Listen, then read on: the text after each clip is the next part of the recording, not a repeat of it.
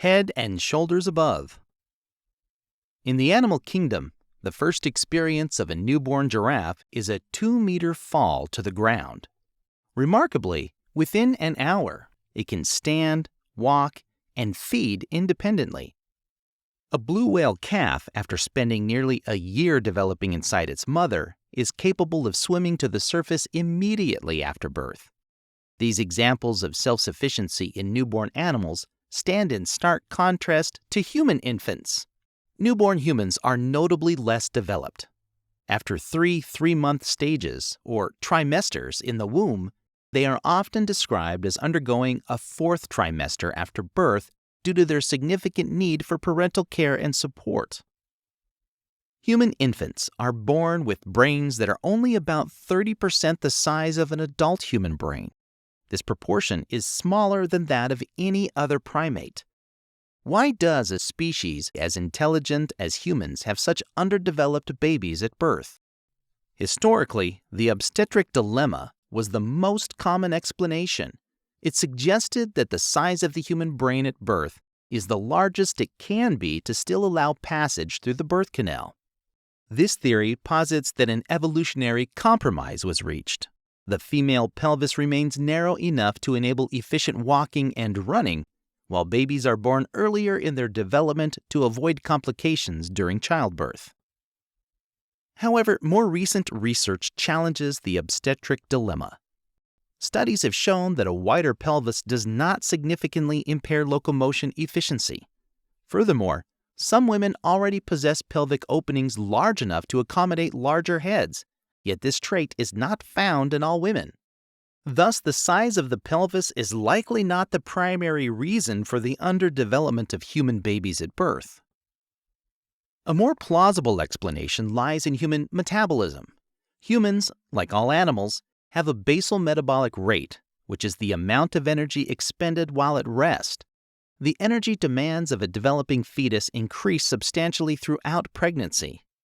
During the last trimester, and even extending into the breastfeeding period, a mother's energy expenditure can reach twice her basal metabolic rate. This is about the maximum sustainable energy output for humans. A baby's 9-month gestational period coincides with the point at which the energy demands of the fetus begin to exceed what the mother can provide, which prompts the birth process. This theory is known as the energetic gestation and fetal growth hypothesis, or simply the egg hypothesis. Yet, metabolism alone may not fully explain why human babies are born in such a helpless state. The level of helplessness in newborns across different species can vary based on several factors, such as the need to flee from predators or the availability of nutrients in eggs. In humans, the prolonged helplessness of infants may have played a significant role in the evolution of our species. As human ancestors evolved, natural selection favored individuals with larger brains, equating to higher intelligence. Since babies are born with brains as large as they can be due to energy constraints, the only way for the brain to grow larger is by extending its development period after birth. This necessitates longer and more intensive parental care, which in turn requires more intelligent parents. Over time, this creates a feedback loop. More intelligent parents can provide better and longer care for their offspring, allowing for further brain growth and development.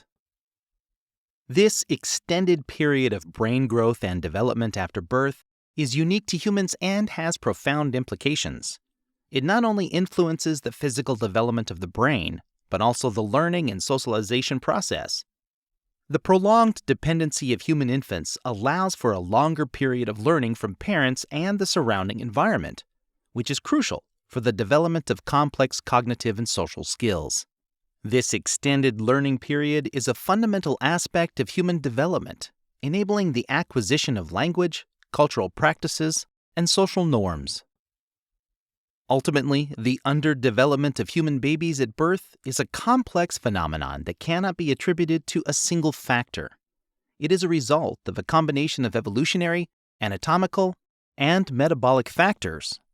The extended period of brain growth and development after birth necessitated by the limited energy resources of the mother and the metabolic constraints of human physiology, has led to the unique human strategy of prolonged childhood and intensive parental care.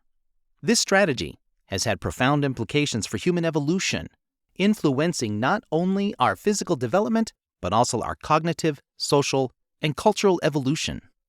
The helplessness of human infants, therefore, is not a sign of weakness, but a hallmark of our species' evolutionary strategy, which has enabled the development of our remarkable intelligence and complex societies.